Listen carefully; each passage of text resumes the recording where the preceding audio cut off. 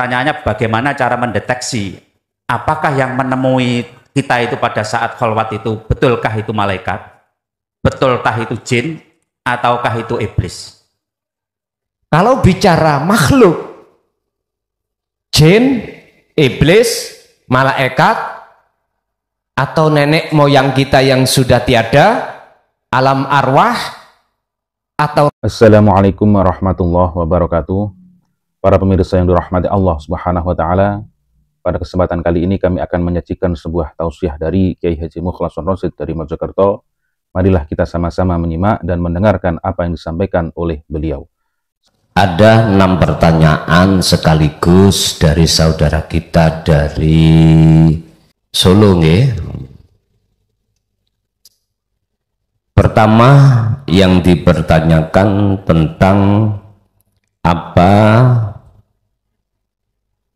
zikir di dalam thariqah beliaunya itu mengajarkan untuk melaksanakan terus zikir sir dan endingnya bisa masuk di dalam darah, jantung dan selainnya, atau terhadap seluruh apa di dalam juz-juz di dalam diri dengan maksud nyatakno wujude Allah. Ketika saat sudah mengenal tentang zikir sirul asr, apakah bisa ini dilakukan? Nyun sewu, apapun yang ada di dalam thariqah bimbingan tentang zikir ya. Setahu saya mayoritas itu tidak dijelaskan dengan sejelas-jelasnya perjalanan sing salik itu bagaimana, apa yang harus dibawa ketika bertemu ini, bertemu itu. Setahu saya begitu. Tapi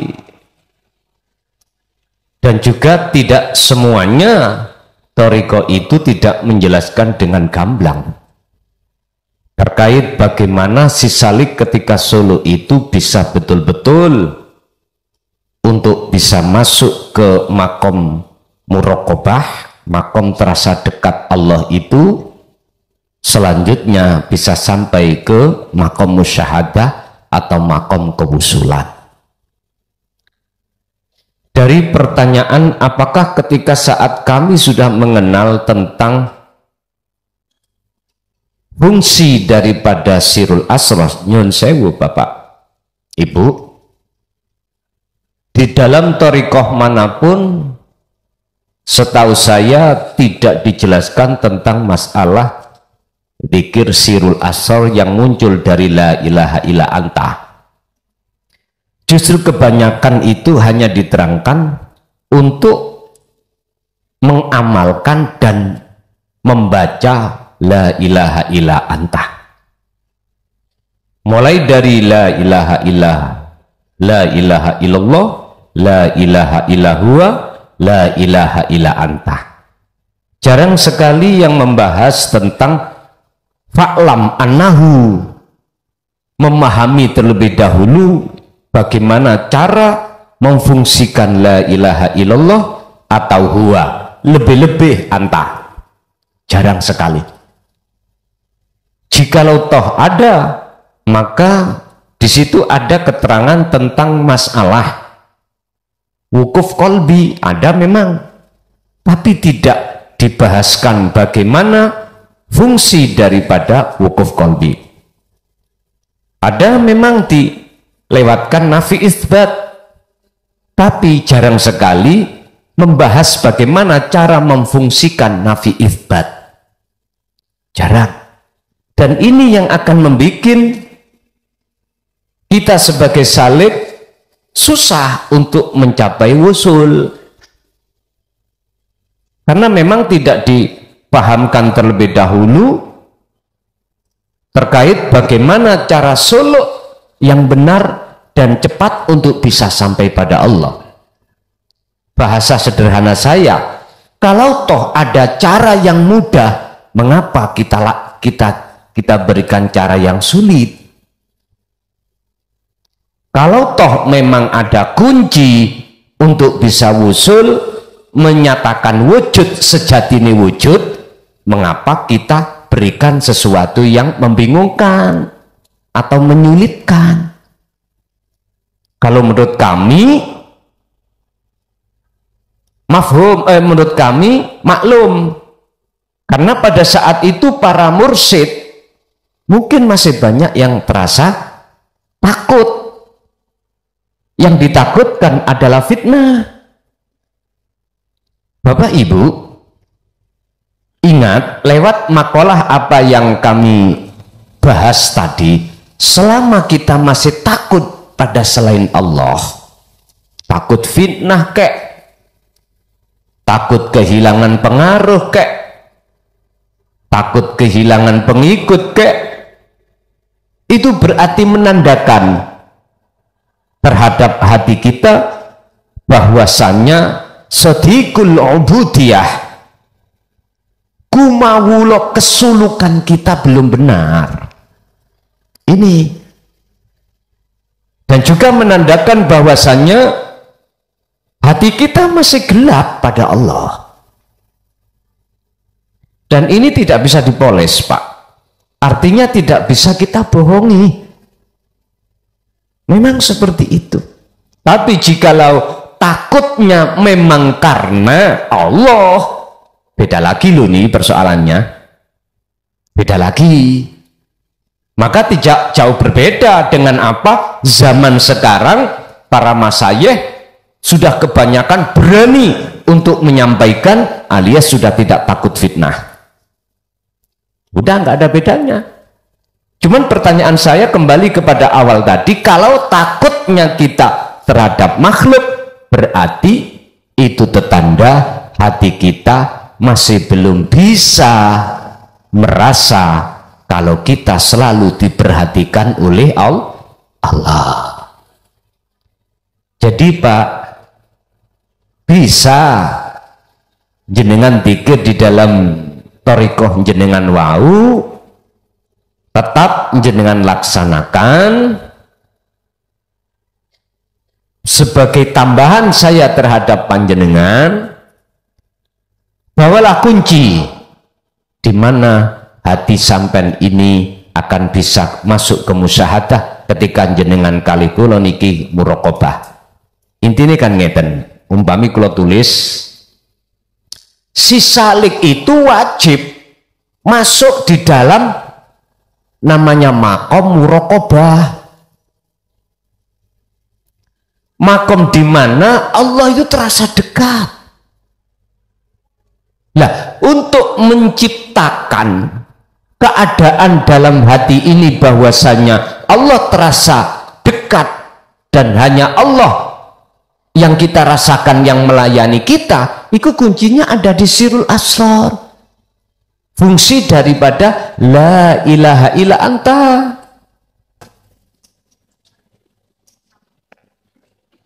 Ini makanya saya katakan silakan dzikir sir itu dilanjutkan di dalam thariqah jenengan sesuai dengan tata tertib bagaimana cara, tapi tolong sampai harus bisa masuk ke muraqabah. Lah, ketika kita bisa masuk ke muraqabah, manakala kita memfungsikan la ilaha illa anta fungsinya, baru akan masuk dalam muraqabah. Setelah makom muraqabah ini ada di dalam hati jenengan, maka otomatis satu langkah kita ke musyahadah. Ini makomnya. Inilah yang kami maksud jenengan wau nyata wujudnya Allah. Itu yang pertama. Yang kedua, bagaimana caranya kita untuk mengidentifikasi ketika saat si salik ini Solo bertemu makhluk. Nun sewu, itu namanya makom mukasyafah, Pak. Ya.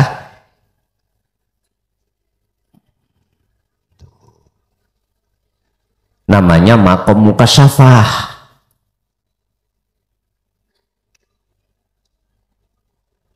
Artinya makom di mana kumpulnya, kebukanya alam terkait gaib makhluk. Kalau bicara makhluk, jin, iblis, malaikat, atau nenek moyang kita yang sudah tiada, alam arwah, atau Rasulullah, aku tanya, itu makhluk apa khalik? Makhluk, tanpa kecuali. Semua itu makhluk. Dikatakan mukasyafah adalah alam tersikapnya mata hati kita terkait gaibnya makhluk. Kalau panjenengan mengatakan Rasulullah itu bukan makhluk atau dikatakan khalik, yo jenengan kecualikan, monggo, itu hak jenengan. Kalau bagi kami, selain daripada urip sejati, itu makhluk. Siapapun sebutannya, siapapun sebutannya. Konteks ini saya bawa hanya diperbolehkan ketika saat detik-detik hati itu sudah dimusyahadah, baru pujaan jenengan tidak ada satupun terhadap selain Allah. Kalau kita masih ada di muraqabah, masih ada pujaan, Pak. Masih ada pujaan selain Allah kita. Kita masih mengagungkan karomah. Padahal itu makhluk. Dan ini kelas kita memang. Tapi kita akan merasa masih bersalah kalau kita sudah ditarik Allah di musyahadah. Disitulah akan tahu bahwasanya ternyata selain Allah itu malakum dzarrau wala naf'an. Selain Allah itu tidak bisa memberikan manfaat atau mencegah mudarat. Oke, kita nggak tanggung-tanggung ngomong malaikat, kita langsung Rasulullah. Ada satu ayat yang menyatakan bahwasanya Rasulullah tidak bisa memberikan petunjuk. Bahasa ini Anda harus kelasnya sudah dimusyahadah. Kalau bahasa ini kita masih ada di muraqabah, nggak bisa, Pak. Mungkin dibuka dalam surat Al-Qasas ayat 54 atau 45. Allah katakan, mohon maaf, la tahdi man ahbabta walakinallaha yahdi man yasha. Niki mukhatabnya langsung terhadap Rasulullah.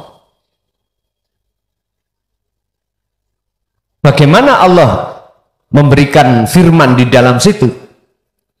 Innaka la tahdi man ahbabta.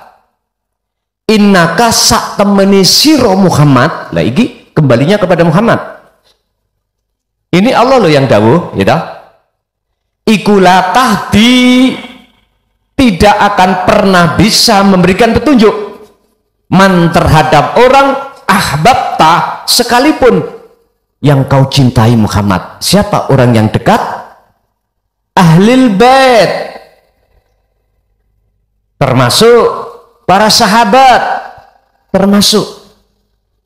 Terus jikalau bukan Rasulullah, terus siapa yang bisa memberikan petunjuk? Nah gitu toh. Wong nyatanya kita sebagai umat, kalau tidak ada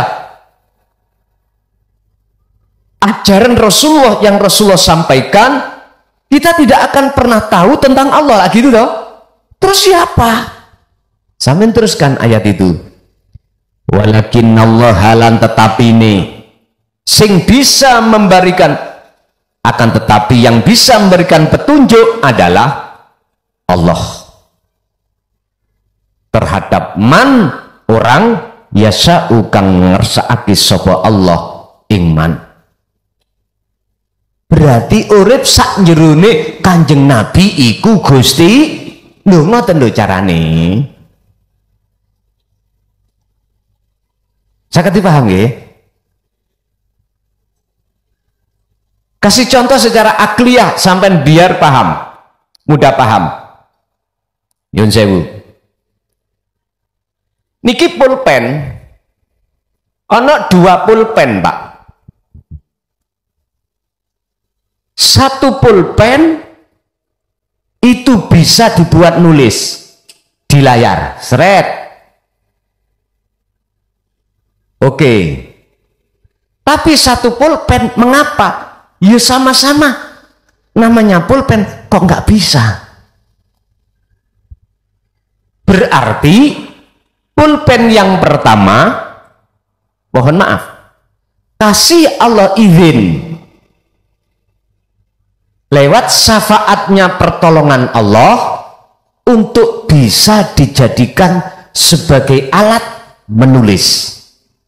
Tapi jangan pernah Anda beriman bisanya yang menulis sumbernya dari pulpen, tapi ada sesuatu yang halus di dalam diri pulpen itu sebetulnya yang bisa memberikan syafaat atau hidayah atau pertolongan.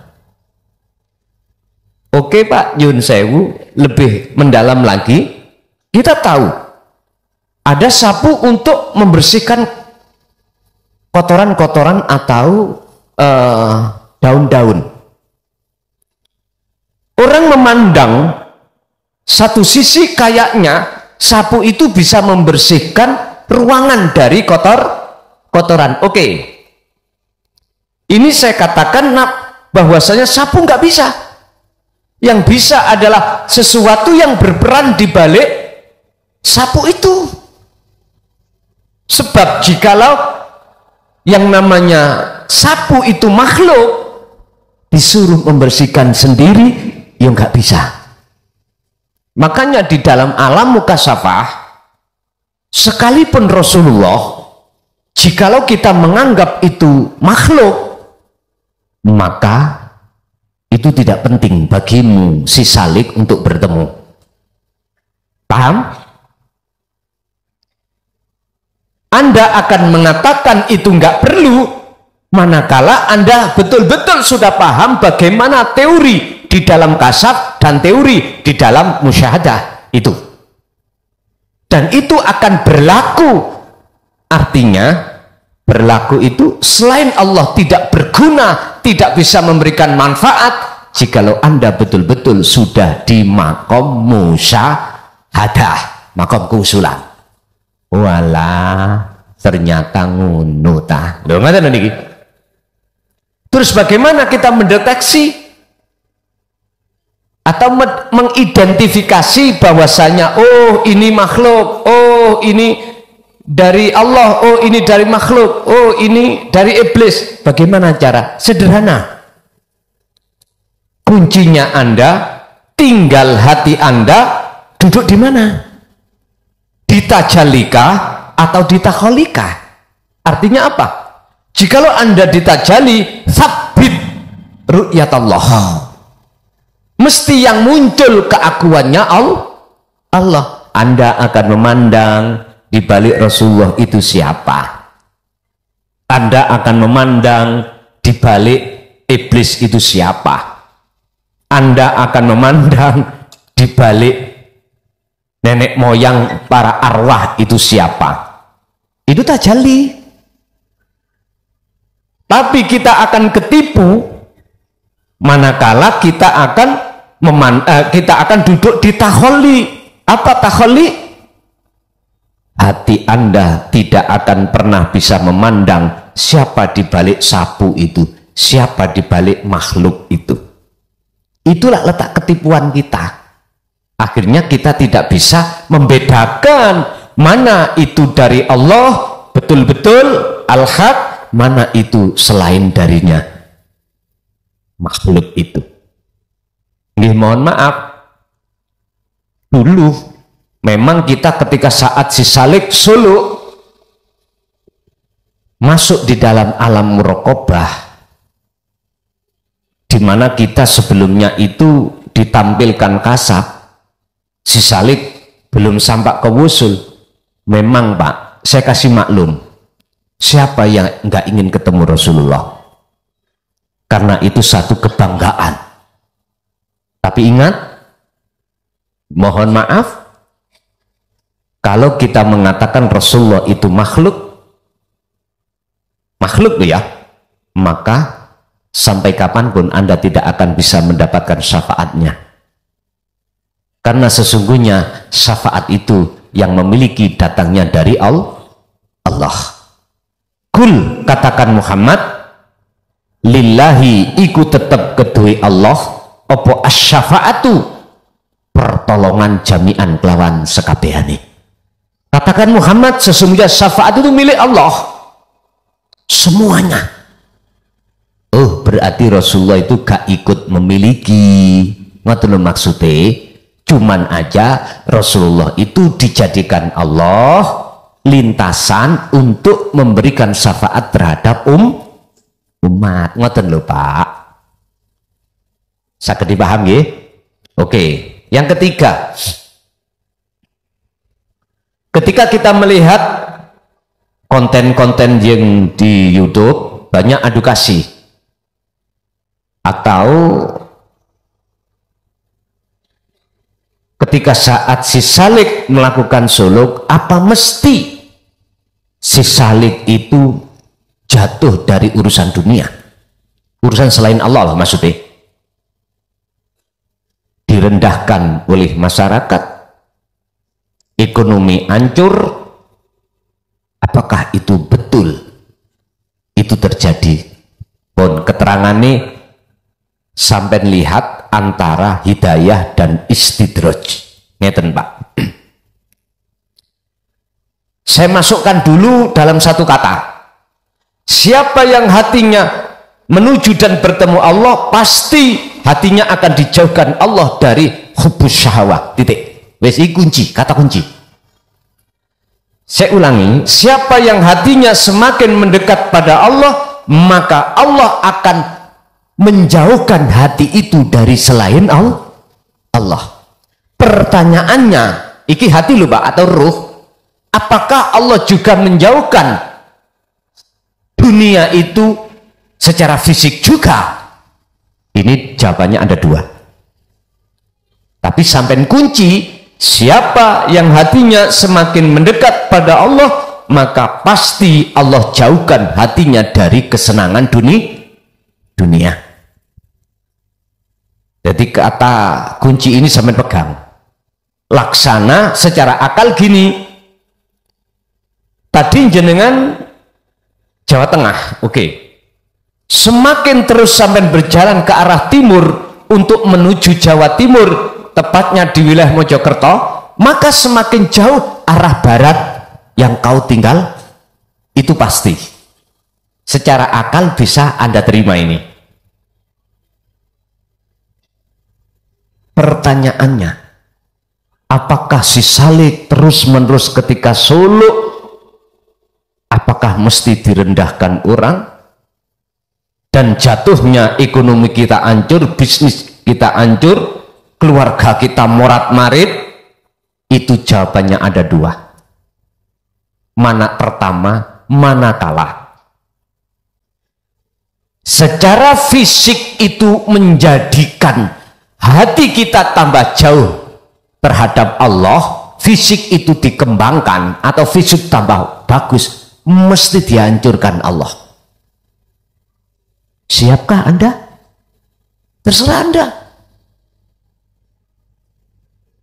Hitung-hitungan Allah, jikalau fisik dunia mewah ini, kesuksesan dunia menjadikan hati Anda terpengaruh semakin jauh pada Allah, mesti pasti dihancurkan Allah. Anda jangan memandang, oh Allah gak sayang. Oh jangan. Justru inilah bentuk kasih sayang Allah. Cuman oleh karena Anda memandang dari pandangan nafsu basariah, maka akhirnya kita akan salah faham. Justru akan menjadi Anda di dalam hati itu mendongkol, percuma, melebu tarekoh tambah melarat, ya, melebu hakikat terus suluk tambah hancur dunyaku, percuma. Ya sudah, yang penting sudah saya ingatkan, kalau Anda belum siap konsekuensi yang seperti ini, minggir aja, minggir. Sebab orang sesungguhnya kalau sudah di dalam hatinya limangkana yarjullah, wis ini total jenderal, kita itu harus wa aslimulahu, pasrah semuanya terhadap Allah. Nek nanggung Pak, nggih ngoten niku. La yamutu wala yahya, ada nasi gak mateng gak mentah, iki piye? Bon, satu. Nomor dua, manakala hitung-hitungan Allah, dunia mewahnya itu, suksesnya dunia itu tidak menjadikan pengaruh dalam hati jenengan, Allah tidak akan menghancurkan secara fisik tentang dunia ini. Jadi kesimpulannya, tolong hanya pakailah pandangan Allah, jangan memakai pandangan nafsu. Ada Pak, memang kita itu dikasih omongan sama orang, tondo kalau torikohmu itu sukses, sulukmu sukses, manakala kamu itu dalam dirimu penuh karomah, duniamu sukses. Pun Pak, ini tidak bisa dijadikan sebagai ukuran kalau ruhaniyah jenengan itu, mohon maaf, dikatakan sukses wusul pada Allah, nggak bisa. Ingat dalam surah Al-Qasas 77, pertama yang harus kita raih adalah kewusulan. Wabtaghi fima atakallah darul akhirah, kewusulan dulu diutamakan. Ini ayatnya ditaruh di depan Al-Qasas 77. Lalu yang kedua Allah taruh wala tansa nasibaka minad dunya, bagiamu di dunia jangan kau tinggalkan. Ini artinya walaupun sejauh manapun jenengan memegang hukum hakikat demi ruh selalu menghadap pada Allah, hukum syariat itu mohon maaf secara jasmani Anda jangan kau tinggalkan. Wis tangen terai. Secara umum urusan panganan Pak, nyun sewu, urusan ombenan, urusan nafkah di keluarga, ya jangan kau tinggalkan. Udah ngintir aja. Sing penting jenengan memakai ukuran pandangan Allah, jangan memakai pandangan nafsu sifat basariah kita, jangan. Kalau kita memakai pandangan nafsu atau sifat basariah, mesti salah paham kita, salah paham. Akhirnya ketika jenengan iki sukses dunianya, ketika suluk bahkan tekun torikoh jenengan suluknya, padahal ini alam kasaf. Sampai tidak tahu justru itu tambah jauh. Ketika tambah jauh itulah akhirnya disebut istidraj, dilulu Allah. Lewat karomah Anda dilulu. Sing kuru tambah lemong, ya, tambah gedot, panganannya tambah enak-enak, tumpaannya tambah anyar-anyar. Hati-hati. Saya katakan itu istidraj manakala itu mempengaruhi hatimu. Saya katakan hidayah itu tidak akan mempengaruhi, menghalangi dirimu terhadap Allah.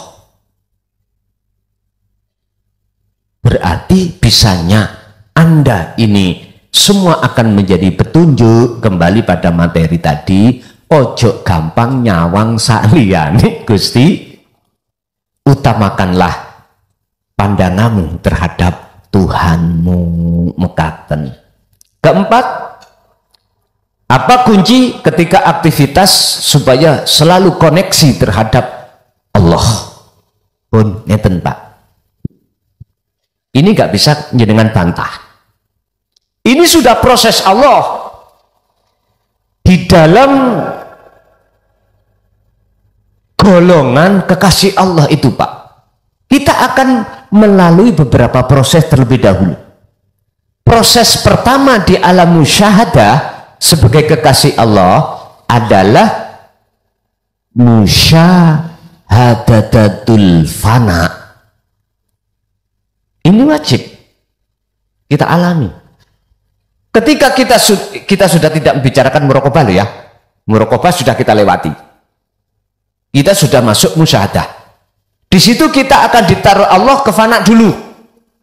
Artinya dalam 24 jam yang terhitung satu hari satu malam, yang aktivitasnya bermacam-macam, sedikit sekali hati ini bertemu Allah.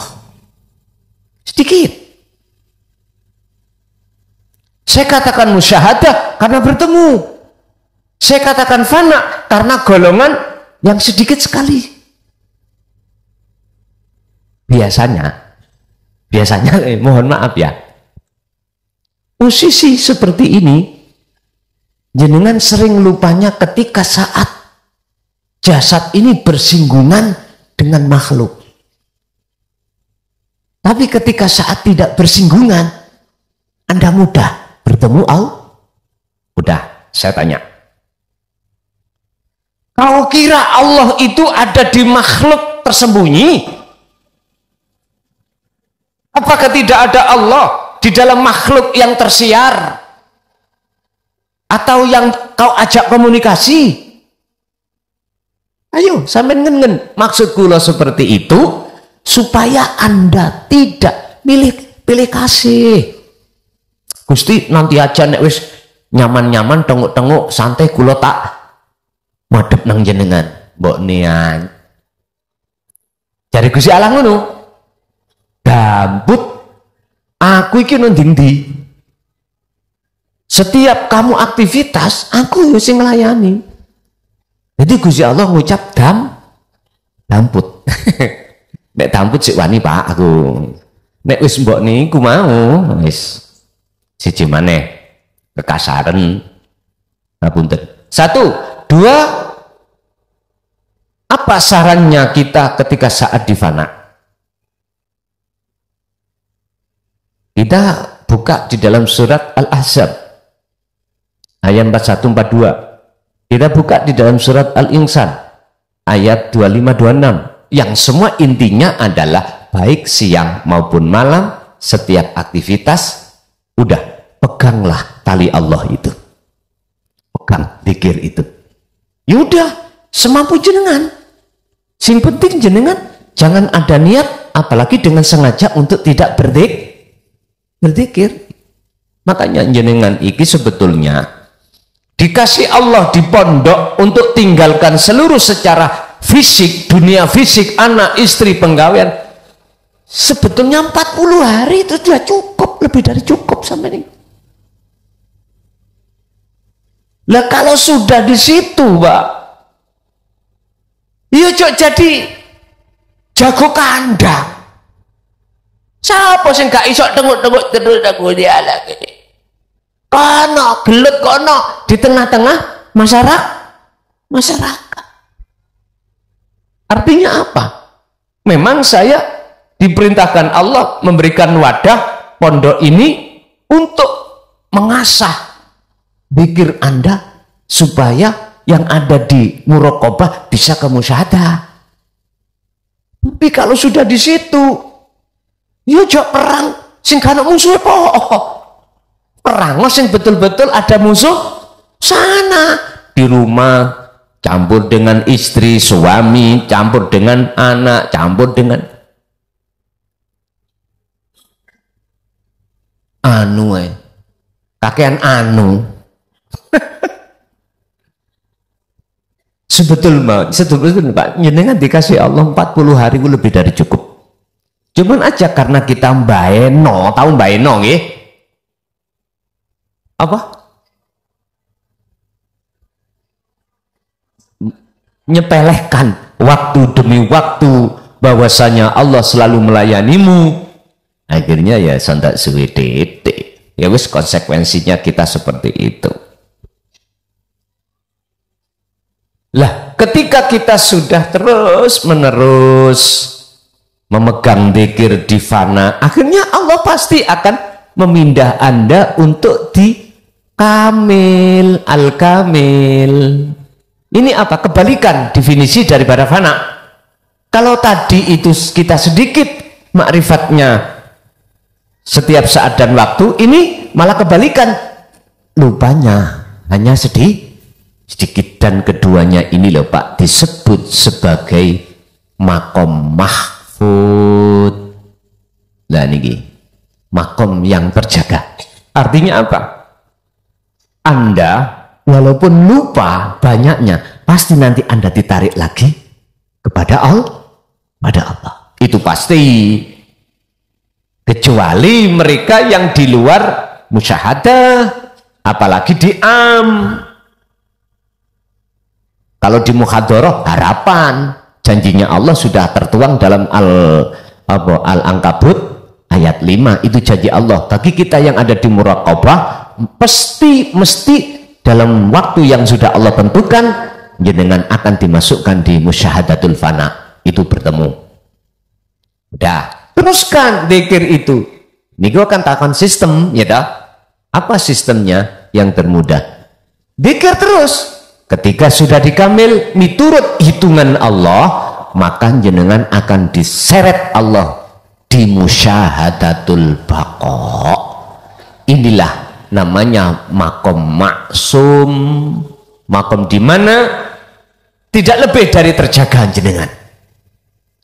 Makom di mana jenengan ini tidak satu detik pun hati ini dikatakan lalai pada Allah. Artinya apa Pak?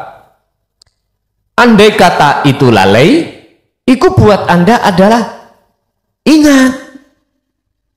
Buat orang dikatakan lali, tapi buat Anda itu justru itu dzikir. Wes, inilah Pak yang ku maksud maksum itu ada di situ. Loh, kalau tidur, loh, ini gak menyangkut akal Pak, menyangkut hati. Jangan lalu sampai goreng di akal, jangan. Ini khusus masalah hati, masalah ruh. Perlu bukti, oke, jenengan tidur, jenengan ambekan mboten, bernafas mboten. Nah itu tetanda Anda tidak akan bisa dari Allah.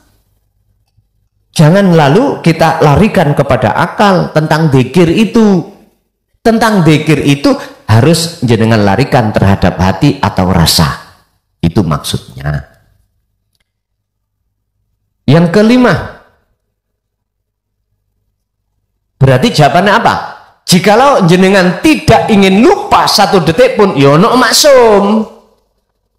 Jawabannya ringkesnya di situ. Lah, prosesnya untuk ke maksum sudah kami urai tadi. Daima dzikri, ngelanggengake dzikir.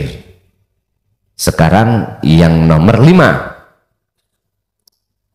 Ketika kami suluk di thariqah kami, mohon maaf ya, berbagai macam kulakukan dzikir yang ada di dalamnya itu,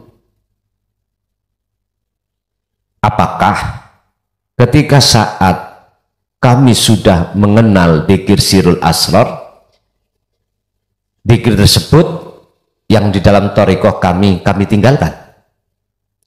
Sebab jikalau kami sertakan dzikir sirul asrar dengan dzikir sir atau dzikir yang ada aja di ajaran thariqah saya, itu malah saya nggak fokus.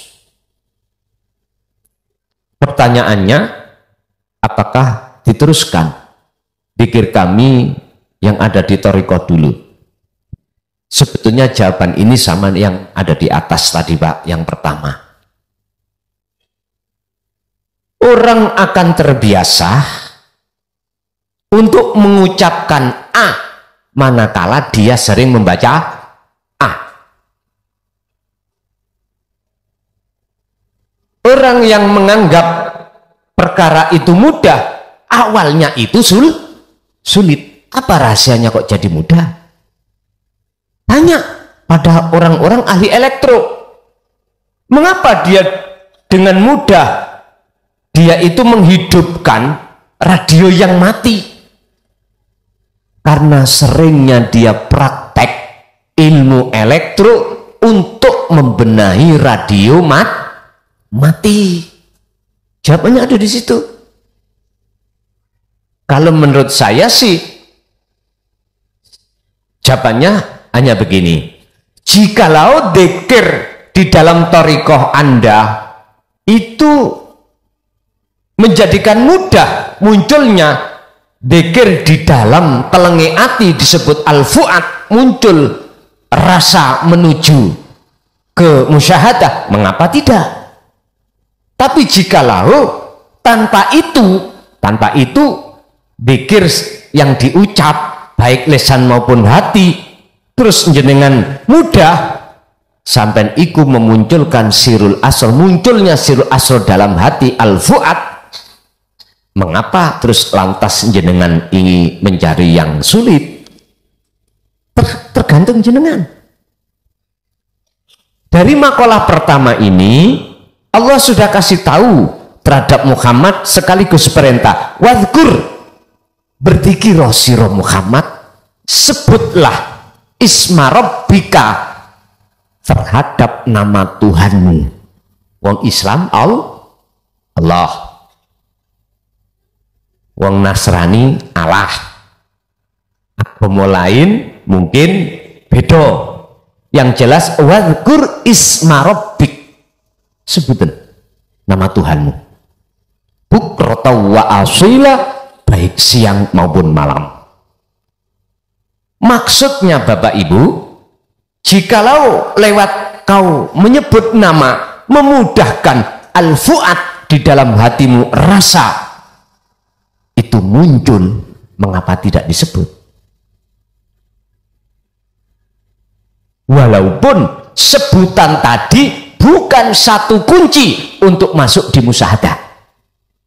Satu. Nomor dua, jikalau ini ngerepotin jenengan, tahu ngerepotin nggih? Menjadikan jenengan nggak fokusnya ada di, mohon maaf, di sirul asro saja, diem, lewat napas masuk, merasakan, terus kok yo itu mudah, mengapa kok adik menyebut? Loh gitu loh maksud saya. Berarti nggak ada paksaan, ada nyebut atau tidak. Monggo kisah. Terakhir, mengapa tentang masalah rahasia Allah harus bertanya terhadap ahli zikir, bukan terhadap ahli ilmu? Yun sewu. Ahli ilmu ini disebut ma'rifatul ilmi. Belum tentu dia itu sudah melaksanakan. Ahli ilmu loh ya, disebut al-alim, al-alamah. Karena yang ditanyakan iku urusan dako ikul asrar, rahasiane ilmu tentang Allah. Gak bisa jawab Pak, karena sebatas ilmu. Mengapa disuruh untuk bertanya terhadap ahli dzikir? Dzikir yang dimaksud ini bukan la ilaha illallah diucap, bukan. La ilaha illahua, bukan. Yang diucap la ilaha illa anta, bukan. Apalagi la ilaha illa ana dibaca, bukan. Yang dimaksud ahli dzikir itu adalah zikron kathiron. Sejatine dzikir adalah kesadaran dalam hati Anda bahwasanya diri Anda makhluk semuanya la maujudan, kecuali hanya wujudnya Allah. Hanya itu. Lah itu tidak akan bisa terjadi pada diri kita manakala kita belum dimusyahadah. Musyahadah tidak akan pernah berikan terhadap siapapun kecuali mereka yang selalu berzikir atau seorang yang dinyalakan nur ma'rifatnya. Nur ma'rifat itu tidak akan Allah nyalakan jikalau orang itu tidak selalu berzikir. Orang itu tidak akan bisa melakukan zikir dengan benar yang dimaksud ayat ini manakala tidak mau memahami ilmunya zikir. Fa'lam annahu, sampai lihat sebelum kita berzikir di situ kan disebut fa'lam annahu la ilaha illallah. Ngertenono dhisik sebelum Anda berzikir apa maksudnya, piye carane, bagaimana caranya meletakkan nafi di dalam la ilaha, isbat di ilallah. Jadi gak mung geden-gedenan suara, gak ake-akean jumlah, gak dawa-dawaan tasbih. Nek wis paham dengan maksud fa'lam iku tadi isinya la ilaha illallah, pasti akan bisa sampai pada ila ana lakuni roh ini. Jadi itulah Pak, ahli dzikir itu ahli yang selalu dalam hatinya namanya al-fuad, rasa iman yang benar, ihsan itu muncul. Itulah ahli dzikir. Disuruh tanya itu, maka segala apapun yang berkenaan dengan rahasia ilmu tentang Allah pasti jenengan akan dijawab.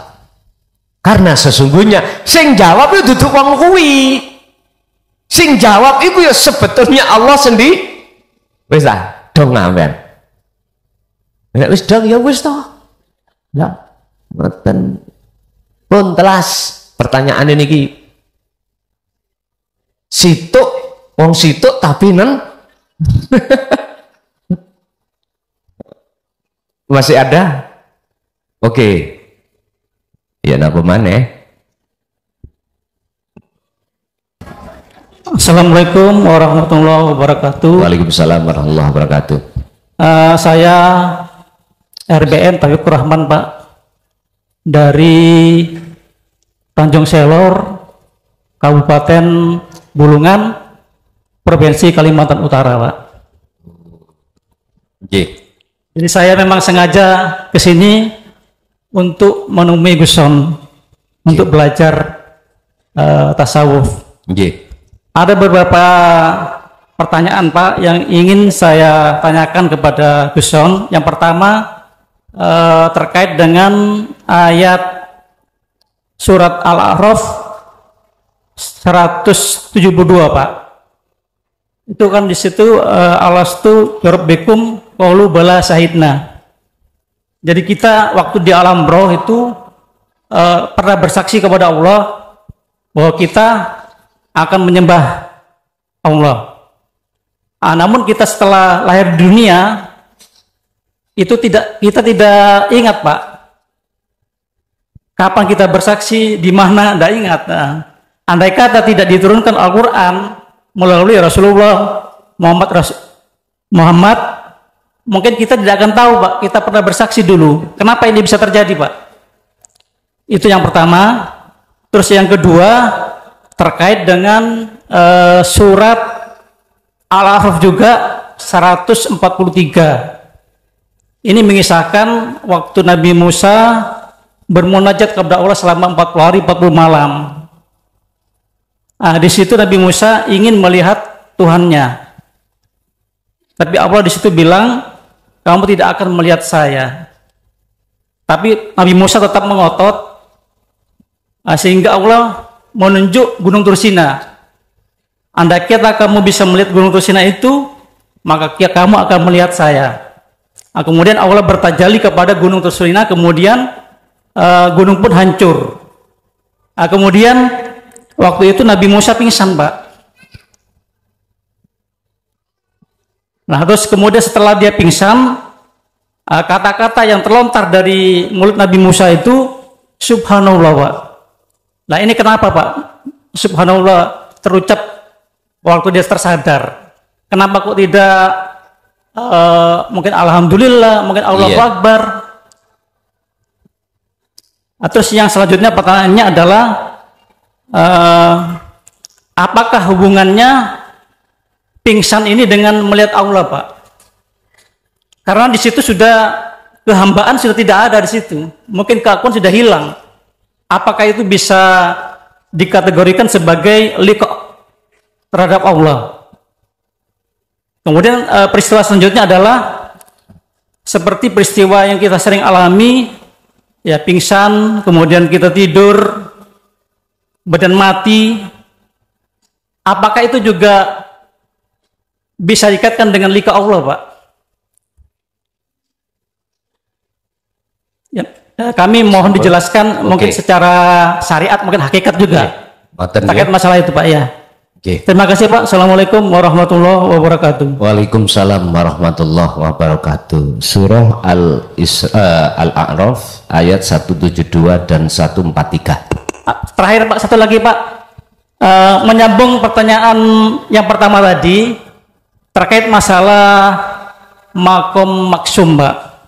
Bahwa kita sudah senantiasa ingat kepada Allah 24 jam. Apakah makom itu hanya khusus bagi Rasulullah, Pak? Apakah kita sebagai umatnya bisakah mencapai makom itu? Itu yang terakhir, Pak. Oke. Pun ya. Mengkisahkan terkait dialog antara Allah dengan ruh. Ternyata di situ ada satu perjanjian. Mengapa kita dilalaikan?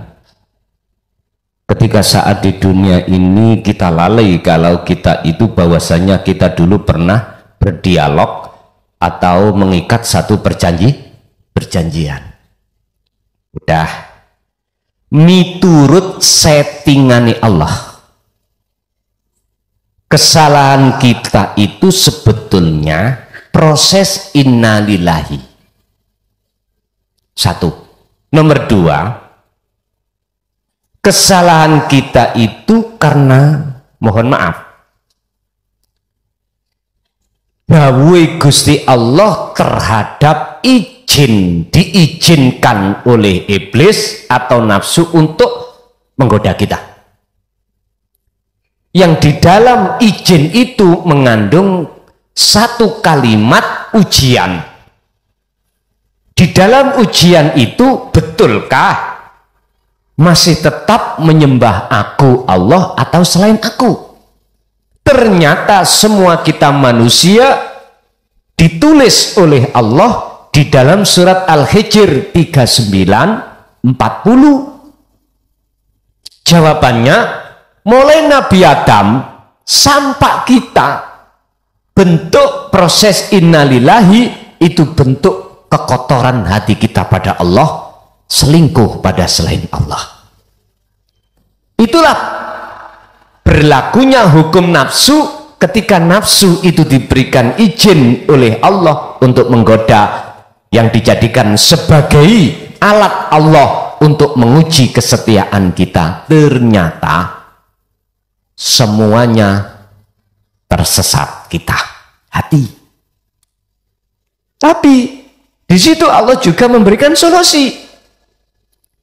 Siapa bagi mereka yang mau memperhatikan seruan Allah, solusi itu akan terurailah bentuk wa inna ilaihi, kembalinya kepada Tuhan.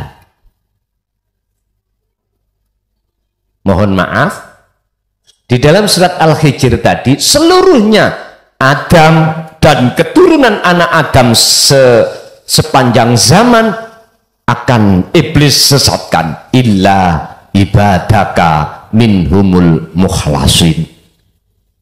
Hanya itu yang tidak bisa. Hanya hamba Allah yang Allah pilih sebagai kekasihnya lah yang tidak bisa iblis sesatkan lagi. Siapa mereka disebut mukhlasin? Hamba yang dipilih itu, alladzina yastami'unal qaula fayattabi'una ahsanahu. Mereka lah yang tidak hanya memperhatikan seruan Allah lewat Rasulnya, tapi juga fayat tabiuna ahsan, dia menjalankan apa fungsi seruan itu. Bun. Yang nomor 2, berkenaan dengan munajat baginda Rasul Musa yang tujuannya ingin melihat wujudnya Allah, itu miturut surat Al-A'raf ayat 143 digambarkan ketika Nabi Musa disuruh untuk melihat gunung Jabal, Allah bertajalli terhadap Jabal, di situ Jabal itu hancur, gunung itu hancur, Nabi Musa semaput, pingsan. Setelah pingsan, kok yang diucapkan kalimat tasbih subhanallah, kok gak yang lainnya? Ada apa tentang subhanallah? Jawabannya begini, Pak. Siapa yang dikatakan betul-betul dimusyahadah, niki memandang lo ya, memandang Allah lo ya, niki wusul dan Allah, maka otomatis selain Allah itu hancur. Bahasa pingsan Nabi Musa itu kesadaran atas diri makhluknya itu sudah tiada, Pak. Kesadaran kita, kewujudan kita sebagai makhluk sudah tiada. Kesadaran kita tentang diri kita makhluk yang bisa ini bisa itu sudah tiada. Itulah maksud pingsan. Apakah pingsan itu bisa diartikan tidur? Bisa. Apakah likok itu bisa dikatakan tidur atau pingsan? Bisa. Nah terus kalau makhluknya termasuk Musa itu tidak dikatakan bisa melihat wujudnya Allah karena hancur, terus yang melihat Allah itu siapa? Ini maksudnya tajalli Allah itu di situ. Ya yang melihat Allah ya dirinya sendiri. Dirinya Allah sendiri. Bapak Ibu hadirin rahimakumullah. Ini banyak orang salah paham loh ya. Ada yang mengartikan makrifat pada Allah adalah orang itu bisa melihat wujudnya. Salah paham sampai niki. Yang dimaksud makrifat Allah itu yang melihat Allah wujudnya sendiri. Nggak percaya? Sampean ngoco nangone koco pengilon. Terlihat wajah sampean sendiri. Apakah melihat wajah garwa sampean? Pasti melihat wajah Anda sendiri di situ. Tapi pun dikatakan dua loh Pak itu Pak. Enggak. Namanya akad itu tunggal. Enggak ada yang lain. Enggak ada yang lain. Nah, sekarang yang menjadi hal yang terpenting bagi saya, bagi kita, bagaimana bisanya sampai pada puncak itu bagaimana? Inilah visi dan misi saya menyampaikan tentang tauhid sepanjang 25 tahun ini seperti itu. Udah itu visi dan misinya, muaranya di situ. Loh, kalau sudah estu betul-betul likok datang Allah, mengapa subhanallah? Ada apa? Artinya subhanallah, Allah sudah suci. Dalam dirimu itu sudah disucikan, tidak ada selain Allah. Itu loh maksudnya subhanallah. Artinya barang siapa yang, mohon maaf, di dalam dirinya itu ada selain Allah, walaupun Anda pintar membaca Quran, pintar kitab, pintar beribadah secara syariah, tahajudnya tiap malam mulai jam 12 sampai subuh, gak terima subuh Pak, ditutup no sampai srengenge muncul, gak terima itu ditambahi duha. Wis, mohon maaf, walaupun Anda seperti itu, tapi jikalau hati kita itu masih ada selain Allah, iku bahasa saya percuma tak berguna di mata Allah, tidak di mata nafsu, Pak, di mata Allah. Mungkin kita ingat dalam satu makalah terkait bahwasanya waspadalah, nafsu itu juga masuk di dalam ketaatanmu. Waspada. Nafsu itu tidak masuk hanya di dalam maksiat, tapi juga di masalah taat. Yang terakhir tentang maksum, apakah hanya Rasulullah yang bermaksum? Nyun sewu, bukan berarti kami membantah makalah di dalam hukum syariat. Ini kalau cari sampai ndasku putih kabeh nih lho. Nang ndi yo makalah iki yo? Ora ketemu. Nggih, barangkali ada yang tahu, kasih tahu saya. Kalau itu hanya Rasulullah Muhammad ibnu Abdillah, saya belum menemukan, Pak. Entah itu makalah di dalam sistem syariah itu sumbernya dari mana. Nggih, berhubung keterbatasan kami untuk menemukan makalah itu, yes, tolong jangan kasih tahu saya, apa sih salahnya bagi-bagi ilmu. Lah ngoten ta ya? Bon. Jawabannya saya gini. Apakah sama Allah dulu dengan sekarang? Apakah beda Allah dulu dengan Allah sekarang? Terus jikalau itu jatuhnya hanya pada Rasulullah Muhammad ibnu Abdillah, la nabiyya ba'da, mohon maaf. Terus legitimasinya, kedudukan ayat innallaha ala kulli syai'in qadir di mana? Bisa bantah Anda? Tidak bisa. Kalau dalam ayat tidak menyebutkan bahwasanya innallaha sak temeni Gusti Allah ala kulli syai'in ing ngatasi saben-saben suci semuanya iku qadirun, maklum. Berhubung ini tertuang dalam Al-Quran, mohon maaf, jawaban saya, siapapun yang Allah kehendaki pasti bisa. Itu jawaban saya. Tapi jawaban saya bukan berarti kami menyalahkan apa makalah yang selama ini kita dengarkan di syariah. Mohon maaf, dalam syariah makom maksum hanya diberikan terhadap Rasulullah. Kita harus paham apa sih Rasulullah itu. Rasul itu siapa? Utusan toh. Jenengan ini loh. Dahar. Nek diutus Allah, digerakkan Allah, iso dah dewe tah men.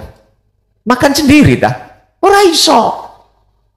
Oleh karena kita dangkal, Pak, memahami tentang makna Rasul, itulah akhirnya kita hitopkan maksum itu hanya pada Ibnu Abdillah. Mohon maaf, saya bukan berarti menyalahkan, tapi beda pandangan, gitu aja lah. Pandangan saya lewat hujjah dalil Allah mengatakan innallaha ala kulli syai'in qadir. Siapapun hambanya yang dikehendaki pasti Allah bisa. Kalau Allah dulu dengan Allah sekarang Allah ganti, lah ini mungkin kami akan, oh iya dulu Allah ya Rasul Muhammad ibn Abdillah saja yang dimaksumkan. Mungkin itu sementara. Ibu ada, oke. Nek dituruti masih jam 12 lho gak mari.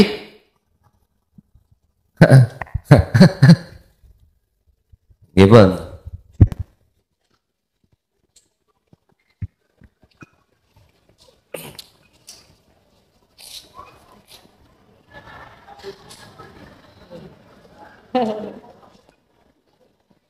Assalamualaikum warahmatullahi wabarakatuh. Waalaikumsalam warahmatullahi wabarakatuh. Nama saya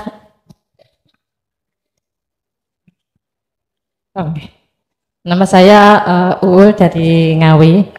Ngawi, nggih. Nggih. Yang Ngawi niku masih Jawa Timur, Bu, nggih. nggih. Oh. Tapi kula perbatasan Gus kali Madiun. Oh, enggak, nggih. Nggih. Badhe tanglet yang pertama kita berusaha kula berusaha untuk berzikir atau berkholwat. Cuman kadang niku ketika fokus atau kita bisa merasakan niku kadang bisa hati itu bisa menjadi tenang, rasanya semriwing, enteng, kayak mau terbang. Tapi kadang-kadang juga hilang, nggak ngerasa gitu kadang-kadang. Jadi masih gitu, kadang masih nggak, kalau nggak fokus ya jadi kayak nggak ngerasa kehadiran Allah itu kurang bisa merasuk gitu. Nah, niku pripun, apakah masih Ngoten nggih? nggih bisa lanjut. Kemudian yang kedua badhe tanglet arti mimpi, Gus. Mimpi. Nggih. Oh, ngoten. Nggih, Mimpi napa? Kecokot napa? Nggih. Niki napa titipan dari ibu kula. Ibu kula niku mimpi di makam Rasulullah niku 2 kali. Cuman yang saya tanyakan yang mimpi kedua. Dalam mimpi kedua niku di dekat makam Rasulullah, kayak seperti di ruangan niku ada beberapa orang niku, cuman kenapa kok yang sepertinya yang disuruh itu kok ibu saya itu kayak ada suara gitu menyuruh ibu saya, kenapa enggak yang lain itu menyuruhnya tolong pindahkan makam Rasulullah, suruh memindahkan makamnya Rasulullah. Nah, ternyata ibu saya itu juga memindahkan dan itu bisa dipindahkan. Jadi makamnya Rasulullah itu bisa diangkat dipindah gitu. Nah, niku artinya nopo? Beliau niku kok tasih belum mengerti artinya itu apa sampai sekarang itu belum ngerti. Ngoten mawon. Matur suwun penjelasanipun. Wassalamualaikum warahmatullahi wabarakatuh. Waalaikumsalam warahmatullahi wabarakatuh. Mengapa zikir yang kita asah itu terkadang enjoy, terkadang enggak? Jawabannya karena kita belum diposisikan Allah di maksum, titik, udah. Tapi janganlah Anda ketika wahai si salik, ketika berzikir itu selalu mengharapkan dan membahas buah daripada solo. Cukup bagi si salik terus menerus memegang tali Allah, itu tugas kita. Urusan buah dari berzikir itu Allah sendiri yang menilainya. Pun satu. Kedua, masalah mimpi. Terkait mimpi ibu saya diperintahkan untuk memindahkan makom. Itulah Pak, maksudnya jenengan ini disuruh menteladani apa perilaku Kanjeng Nabi. Ketika perilaku Kanjeng Nabi itu sudah Anda lakukan, berarti sifat karakter Kanjeng Nabi pindah datang panjenengan. Ketika saat sifatnya Kanjeng Nabi sudah ada di dalam hati jenengan, yuhibbukumullah, itulah yang dimaksud Allah sebagai kekasihnya. Makanya Kanjeng Rasul dawuh, in kuntum tuhibbunallaha, jikalau kau mengikuti apa sifat yang aku lakukan, teladan yang aku teladankan, maka yuhibbukumullah, Gusti Allah itu akan menjadikan kau sebagai kekasihnya. Wa yaghfir lakum dunubakum, maka semua kesalahanmu yang berselingkuh terhadap selain Allah itu loh disebut syirik khafi, lebih-lebih Allah ampuni. Pun niku maksudnya mindah makom, bukan berarti sekarang kami berupaya ngajak ibu sampean ayo nang Madinah digali dipindah nang Jaya mboten ngoten. Mengapa harus ibu padahal di tengah-tengah itu banyak orang? Berarti siapa yang diperintahkan itu yang dipilih. Mekaten Bu, siapa yang dipilih? Ya hati yang sudah ada keinginan untuk bertemu Allah. Al-Fatihah. Alhamdulillahirabbil alamin. Demikianlah tausiah dari Kiai Haji Mukhlason Rosyid, yang mana beliau adalah pengasuh Pondok Pesantren Jaya Baru yang terletak di daerah Mojokerto, Jawa Timur. Tepatnya yaitu ada di Kecamatan Bangsal, Desa Sumbertebu, Jalan Perjuangan. Beliau adalah ulama sufi, ulama tauhid yang mengajarkan ilmu-ilmu tauhid dan tasawuf, yang mana dalam ilmu ini juga berkaitan dengan ilmu leluhur Jawa, yaitu yang mengutamakan ajaran kebatinan. Ilmu tasawuf dan tauhid ini adalah ilmu yang bertujuan supaya seseorang bisa mencapai ma'rifatullah, atau ma'rifat kepada Allah, atau biasa disebut oleh orang-orang Jawa ilmu sejati. Dan ilmu tasawuf atau tauhid ini mengajarkan supaya manusia tidak tersesat nantinya. Tahu sejatinya diciptakan itu harus bagaimana, dan ketika sudah meninggal dunia harus ke arah mana jalannya. Semoga apa yang disampaikan oleh beliau Al-Mukarram Kiai Haji Mukhlason Rosyid benar-benar bisa bermanfaat bagi kita semua dan bisa menjadi penerang perjalanan hidup kita di dunia dan di akhirat kelak. Demikian, semoga bermanfaat. Wa'afu minkum. Wassalamualaikum warahmatullahi wabarakatuh.